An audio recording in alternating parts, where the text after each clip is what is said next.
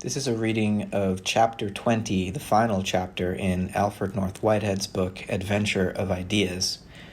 The chapter is titled, Peace. Our discussions have concerned themselves with specializations in history of 7 Platonic generalities, namely, the ideas, the physical elements, the psyche, the eros, the harmony, the mathematical relations, the receptacle. The historical references have been selected and grouped with the purpose of illustrating the energizing of specializations of these 7 general notions among the peoples of Western Europe, driving them towards their civilization. Finally, in this 4th and last part of the book, those essential qualities whose joint realization in social life constitutes civilization are being considered.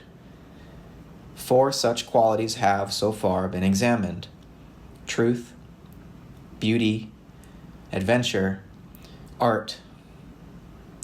Something is still lacking. It is difficult to state it in terms that are wide enough. Also, where clearly distinguished and exposed in all its bearings, it assumes an air of exaggeration.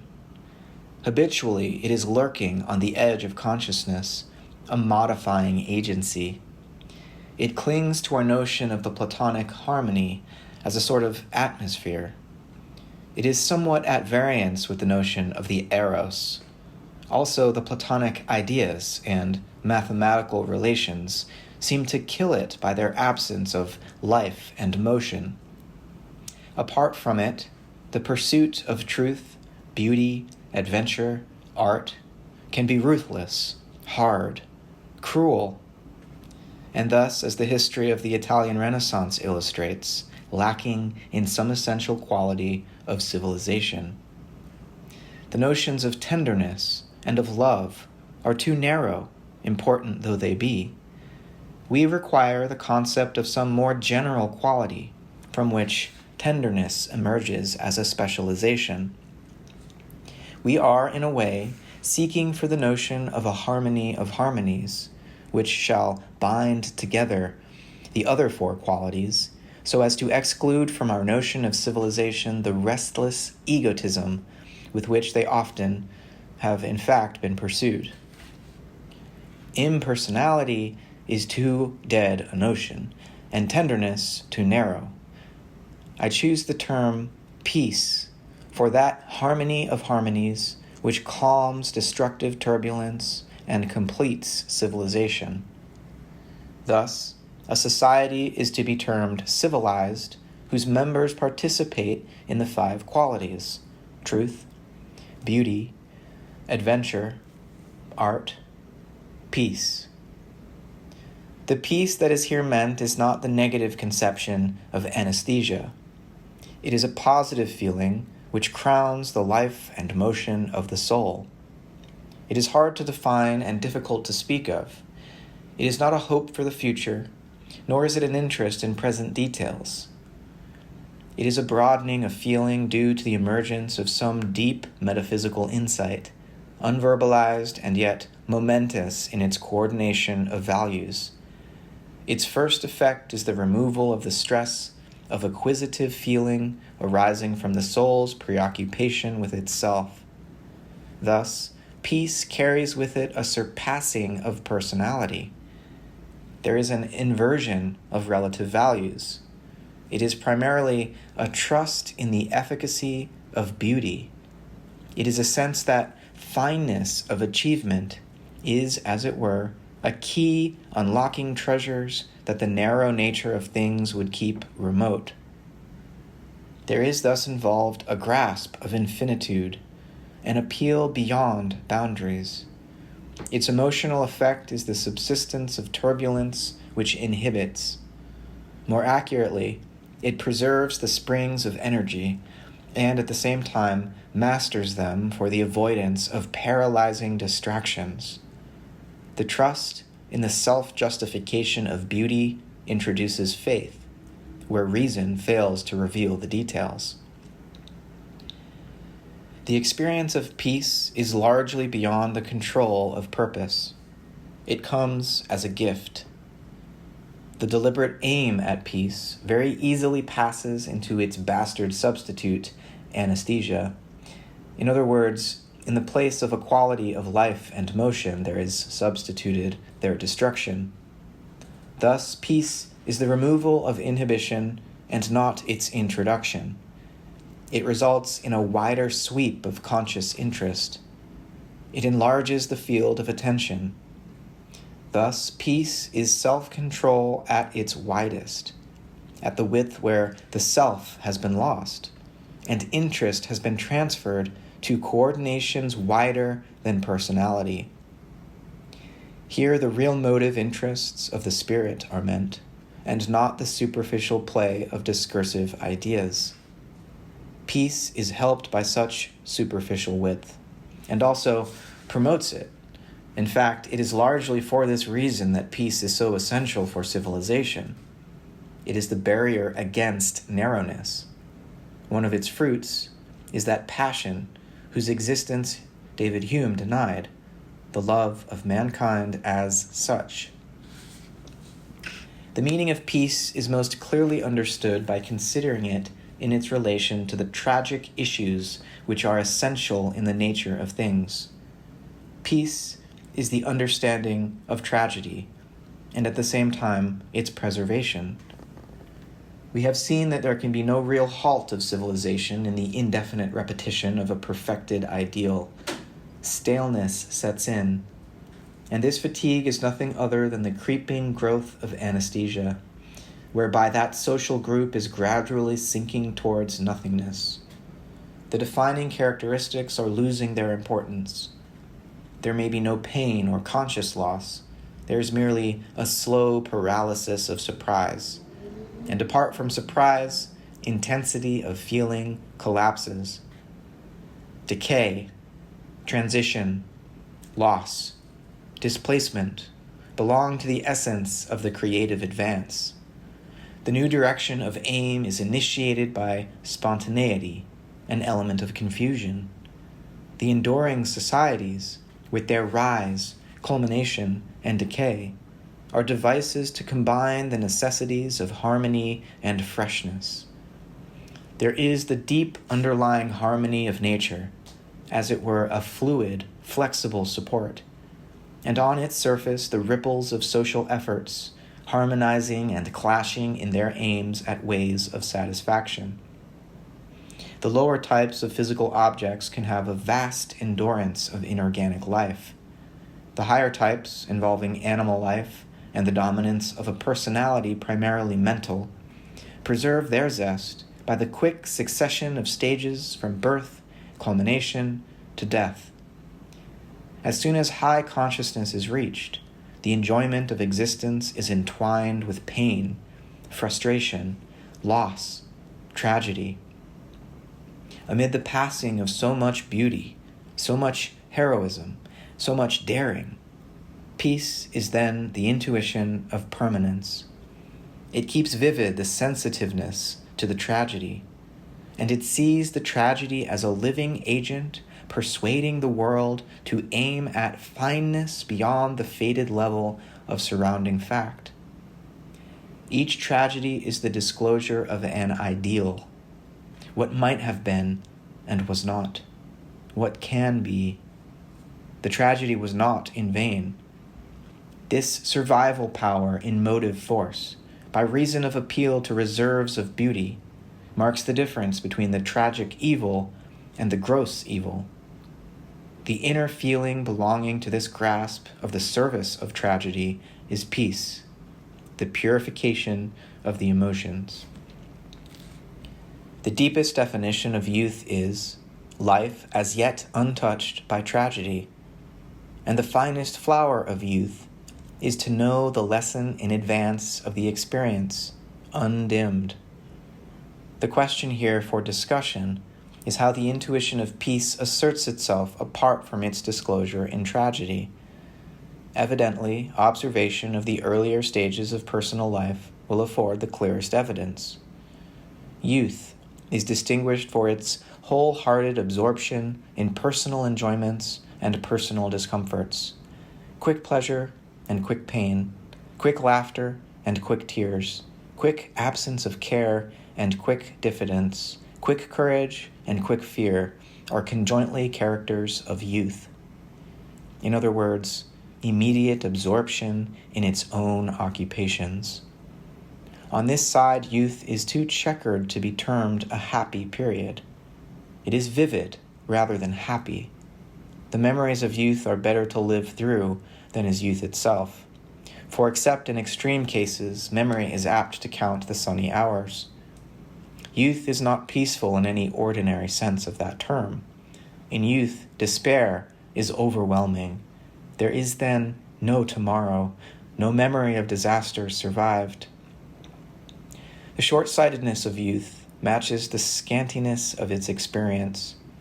The issues of its action are beyond its ken, perhaps with literature supplying a delusory sense of knowledge. Thus, generosity and cruelty are equally natural, by reason of the fact that their full effects lie beyond conscious anticipation. All this is the veriest commonplace in the characterization of youth. Nor does the modern wealth of social literature in any fundamental way alter the case. The reason for its statement here is to note that these features of character belong to all animals at all ages, including human beings at every stage of their lives. The differences only lie in relative proportions. Also, the success of language in conveying information is vastly overrated, especially in learned circles. Not only is language highly elliptical, but also nothing can supply the defect of first-hand experience of types cognate to the things explicitly mentioned. The general truth of Hume's doctrine as to the necessity of first-hand impressions is inexorable. There is another side. Youth is peculiarly susceptible to appeals for beauty of conduct. It understands motives which presuppose the irrelevance of its own person. Such motives are understood as contributing to the magnification of its own interests. Its very search for personal experience thus elicits impersonality, self-forgetfulness. Youth forgets itself in its own ardor. Of course, not always, for it can fall in love, but the test of the better nature, so happily plentiful, is that love passes from selfishness to devotion. The higher forms of love break down the narrow, self-regarding motives. When youth has once grasped where beauty dwells, with a real knowledge and not as a mere matter of literary phraseology in some poetic, scriptural, or psychological version, when youth has once grasped, its self-surrender is absolute. The vision may pass. It may traverse consciousness in a flash. Some natures may never permit it to emerge into attention, but youth is peculiarly liable to the vision of that peace, which is the harmony of the soul's activities with ideal aims that lie beyond any personal satisfaction.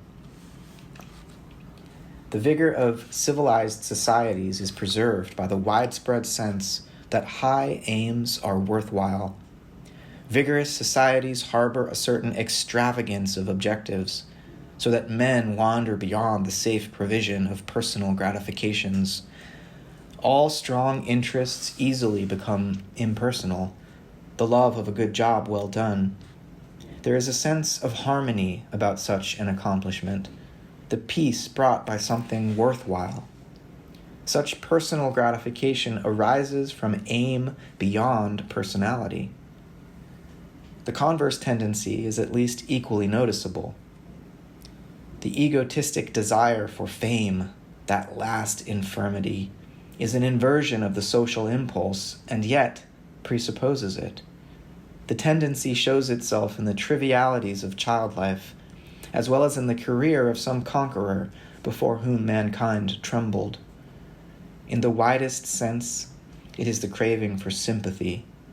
It involves the feeling that each act of experience is a central reality, claiming all things as its own. The world has then no justification except as a satisfaction of such claims. But the point is that the desire for admiring attention becomes futile except in the presence of an audience fit to render it. The pathology of feeling, so often exemplified, consists in the destruction of the audience for the sake of the fame. There is also, of course, the sheer love of command, finally devoid of high purpose. The complexity of human motive, the entwinement of its threads, is infinite. The point, which is here relevant, is that the zest of human adventure presupposes for its material a scheme of things with a worth beyond any single occasion. However perverted, there is required for zest that craving to stand conspicuous in this scheme of things, as well as the purely personal pleasure in the exercise of faculties. It is the final contentment aimed at by the soul in its retreat to egoism, as distinct from anesthesia. In this, it is beyond human analysis to detect exactly where the perversion begins to taint the intuition of peace. Milton's phrase states the whole conclusion, quote, "that last infirmity of noble mind," end quote. Fame is a cold, hard notion. Another halfway house between the extreme ecstasy of peace and the extreme of selfish desire is the love of particular individual things. Such love is the completion almost necessary for finite reality, and all reality is in some way finite. In the extreme of love, such as mother's love, all personal desire is transferred to the thing loved, as a desire for its perfection. Personal life has here evidently passed beyond itself, but with explicit, definite limitation to particular realities. It is partly based upon the importance of the individuality of details for the aesthetic value of objective appearance. This has been discussed before. This aspect of personal love is simply a clinging to a condition for selfish happiness. There is no transcendence of personality. But some closeness of status, such as the relation of parent to child or the relation of marriage, can produce the love of self-devotion, where the potentialities of the loved object are felt passionately as a claim that it find itself in a friendly universe. Such love is really an intense feeling as to how the harmony of the world should be realized in particular objects. It is the feeling as to what would happen if right could triumph in a beautiful world, with discord routed. It is the passionate desire for the beautiful result in this instance. Such love is distracting, nerve-wracking, but unless darkened by utter despair, it involves deep feeling of an aim in the universe, winning such triumph as is possible to it. It is the sense of eros, hovering between peace as the crown of youth and peace as the issue of tragedy. The general health of social life is taken care of by formularized moral precepts and formularized religious beliefs and religious institutions. All of these explicitly express the doctrine that the perfection of life resides in aims beyond the individual person in question. It is a doctrine of great generality, capable of a large variety of specialization, not all of them mutually consistent. For example, consider the patriotism of the Roman farmers in the full vigor of the Republic. Certainly Regulus did not return to Carthage with the certainty of torture and death, cherishing any mystic notions of another life, either a Christian heaven or a Buddhist nirvana. He was a practical man, and his ideal aim was the Roman Republic flourishing in this world. But this aim transcended his individual personality. For this aim, he entirely sacrificed every gratification bounded by such limits. For him there was something in the world which could not be expressed as sheer personal gratification, and yet in thus sacrificing himself, his personal existence rose to its full height. He may have been mistaken in his estimate of the worth of the Roman Republic. The point is that with that belief, he achieved magnificence by the sacrifice of himself. In this estimate, Regulus has not in any way proved himself to be exceptional. His conduct showed heroism that is unusual, but his estimate of the worth of such conduct has evoked widest assent. The Roman farmers agreed, and generation after generation, amid all the changes of history, have agreed by the instinctive pulse of emotion as the tale is handed down. Moral codes have suffered from the exaggerated claims made for them. The dogmatic fallacy has here done its worst.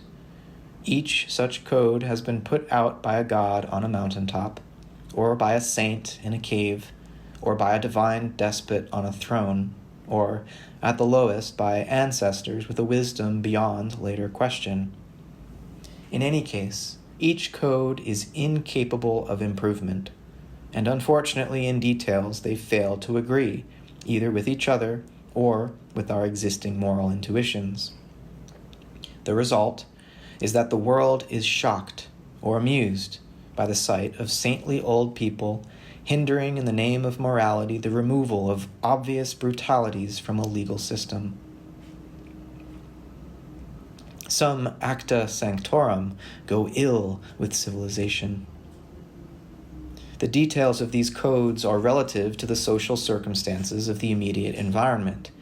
Life at a certain date on the fertile fringe of the Arabian desert, life on the lower slopes of the Himalayan mountains, life on the plains of China or in the plains of India, life on the delta of some great river. Again, the meaning of the critical terms is shifting and ambiguous. For example, the notions of ownership, family, marriage, murder, God. Conduct which in one environment and at one stage produces its measure of harmonious satisfaction, in other surroundings at another stage is destructively degrading. Each society has its own type of perfection and puts up with certain blots at that stage inevitable. Thus, the notion that there are certain regulative notions, sufficiently precise to prescribe details of conduct for all reasonable beings on Earth, in every planet, and in every star system, is at once to be put aside. That is the notion of the one type of perfection at which the universe aims. All realization of the good is finite, and necessarily excludes certain other types. But what these codes do witness to, and what their interpretation by seers of various races throughout history does witness to, is the aim at social perfection. Such a realized fact is conceived as an abiding perfection in the nature of things, a treasure for all ages. It is not a romance of thought, it is a fact of nature. For example, in one sense, the Roman Republic declined and fell. In another sense, it stands as a stubborn fact in the universe. To perish is to assume a new function in the process of generation. Devotion to the Republic magnified the type of personal satisfactions for those who conformed their purposes to its maintenance. Such conformation of purpose to ideal beyond personal limitations is the conception of that peace with which the wise man can face his fate, master of his soul. The wide scope of the notion of society requires attention. Transcendence begins with the leap from the actuality of the immediate occasion to the notion of personal existence, which is a society of occasions. In terms of human life, the soul is a society. Care for the future of personal existence, regret or pride in its past, are alike feelings which leap beyond the bounds of the sheer actuality of the present. It is in the nature of the present that it should thus transcend itself by reason of the immanence in it of the other. But there is no necessity as to the scale of emphasis that this fact of nature should receive. It belongs to the civilization of consciousness, to magnify the large sweep of harmony. Beyond the soul, there are other societies, and societies of societies. There is the animal body, ministering to the soul. There are families, groups of families, nations, species, groups involving different species associated in the joint enterprise of keeping alive. These various societies, each in its measure, claim loyalties and loves. In human history, the various responses to these claims disclosed the essential transcendence of each individual actuality beyond itself. The stubborn reality of the absolute self-attainment of each individual is bound up with a relativity which it issues from and issues into. The analysis of various strands of relativity is the analysis of the social structure of the universe as in this epoch. Although particular codes of morality reflect, more or less imperfectly, the special circumstances of social structure concerned, it is natural to seek for some highly general principles underlying all such codes. Such generalities should reflect the very notions of the harmonizing of harmonies and of particular individual actualities as the sole authentic reality. These are the principles of the generality of harmony and of the importance of the individual. The first means order, and the second means love. Between the two, there is a suggestion of opposition, for order is impersonal, and love, above all things, is personal. The antithesis is solved by rating types of order in relative importance according to their success in magnifying the individual actualities, that is to say, in promoting strength of experience. Also in rating the individual on the double basis, partly on the intrinsic strength of its own experience and partly on its influence in the promotion of a higher grade type of order. These two grounds in part coalesce, for a weak individual exerts a weak influence. The essence of peace is that the individual whose strength of experience is founded upon this ultimate intuition, thereby is extending the influence of the source of all order. The moral code is the behavior patterns which, in the environment for which it is designated and designed, will promote the evolution of that environment towards its proper perfection. The attainment of truth belongs to the essence of peace. By this it is meant that the intuition constituting the realization of peace has as its objective that harmony whose interconnections involve truth. A defect in truth is a limitation to harmony. There can be no secure efficacy in the beauty which hides within itself the dislocations of falsehood. The truth or falsehood of propositions is not directly to the point in this demand for truth. Since each proposition is yoked to a contradictory proposition, and since of these one must be true and the other false, there are necessarily as many false as there are true propositions. This bare truth or falsehood of propositions is a comparatively superficial factor affecting the discursive interests of the intellect. The essential truth that peace demands is the confirmation of appearance to reality. There is the reality from which the occasion of experience springs, a reality of inescapable stubborn fact. And there is the appearance with which the occasion attains its final individuality, an appearance including its adjustment of the universe by simplification, valuation, transmutation, anticipation. A feeling of dislocation of appearance from reality is the final destructive force, robbing life of its zest for adventure. It spells the decadence of civilization by stripping from it the very reason for its existence. There can be no necessity governing this confirmation. Sense perception, which dominates the appearance of things, in its own nature rearranges, and thus, in a way, distorts. Also, there can be no mere blunt truth about the appearance which it provides. In its own nature, sense perception is an interpretation, and this interpretation may be completely misleading. If there were a necessary confirmation of appearance to reality, then morality would vanish. There is no morality about the multiplication table, whose items are necessarily linked. Art would also be a meaningless term, for it presupposes the efficacy of purpose. Art is an issue of adventure. The question for discussion is whether there exists any factor in the universe constituting a general drive towards the confirmation of appearance to reality. This drive would then constitute a factor in each occasion persuading an aim at such truth as is proper to the special appearance in question.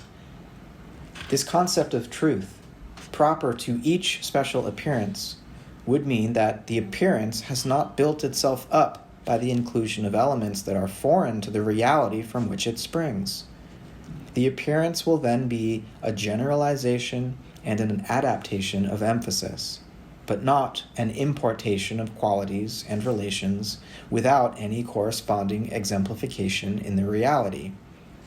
This concept of truth is, in fact, the denial of the doctrine of appearance which lies on the surface of Kant's critique of pure reason. It is a denial of his answer to the question, how are synthetic a priori judgments possible?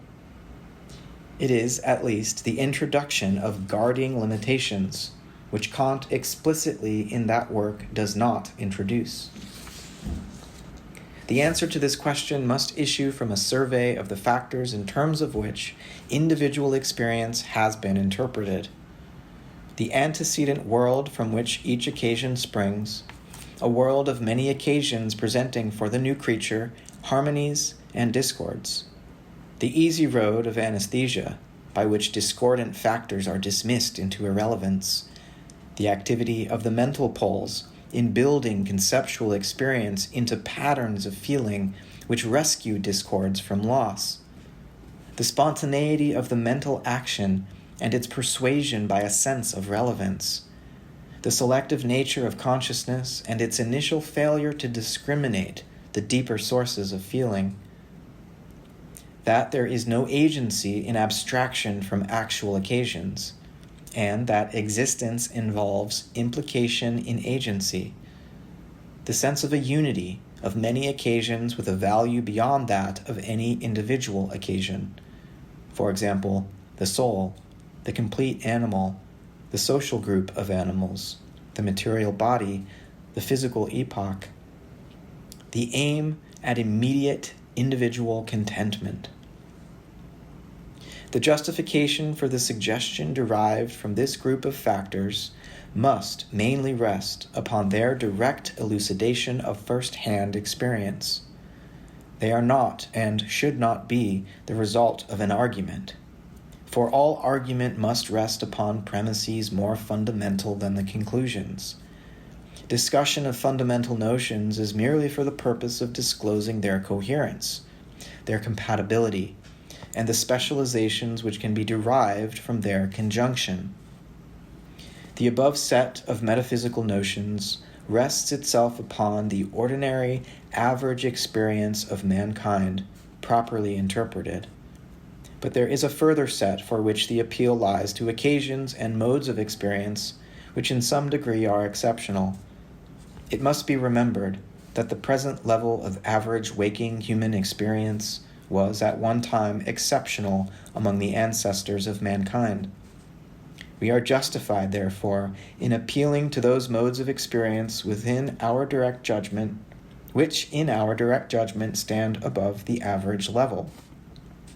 The gradual emergence of such modes, and their effect on human history, have been among the themes of this book in its appeal to history. We have found the growth of art, its gradual sublimation into the pursuit of truth and beauty, the sublimation of the egotistic aim by its inclusion in the transcendent whole, the youthful zest in the transcendent aim, the sense of tragedy, the sense of evil, the persuasion towards adventure beyond achieved perfection, the sense of peace. The concept of civilization, as developed up to this stage, remains inherently incomplete. No logical argument can demonstrate this gap. Such arguments are merely subsidiary helps for the conscious realization of metaphysical intuitions. Non in dialectica complacuit Deo salvum facere populum sum. This saying, quoted by Cardinal Newman, should be the motto of every metaphysician. He is seeking amid the dim recesses of his ape-like consciousness and beyond the reach of dictionary language for the premises implicit in all reasoning. The speculative methods of metaphysics are dangerous, easily perverted. So is all adventure. But adventure belongs to the essence of civilization. The incompleteness of the concept relates to the notion of transcendence, the feeling essential for adventure, zest, and peace. This feeling requires for its understanding that we supplement the notion of the eros by including it in the concept of an adventure in the universe as one. This adventure embraces all particular occasions, but as an actual fact stands beyond any one of them. It is, as it were, the complement to Plato's receptacle, its exact opposite, yet equally required for the unity of all things. In every way, it is contrary to the receptacle. The receptacle is bare of all forms. The unity of adventure includes the eros, which is the living urge towards all possibilities, claiming the goodness of their realization. The Platonic receptacle is void, abstract from all individual occasions. The unity of adventure includes among its components all individual realities, each with the importance of the personal or social fact to which it belongs. Such individual importance in the components belongs to the essence of beauty. In this supreme adventure, the reality which the adventure transmutes into its unity of appearance requires the real occasions of the advancing world, each claiming its due share of attention. This appearance, thus enjoyed, is the final beauty with which the universe achieves its justification. This beauty has always within it the renewal derived from the advance of the temporal world. It is the immanence of the great fact, including this initial eros and this final beauty, which constitutes the zest of self-forgetful transcendence belonging to civilization at its height. At the heart of the nature of things, there are always the dream of youth and the harvest of tragedy. The adventure of the universe starts with the dream and reaps tragic beauty. This is the secret of the union of zest with peace, that the suffering attains its end in a harmony of harmonies. The immediate experience of this final fact, with its union of youth and tragedy, is the sense of peace. In this way, the world receives its persuasion towards such perfections as are possible for its diverse individual occasions.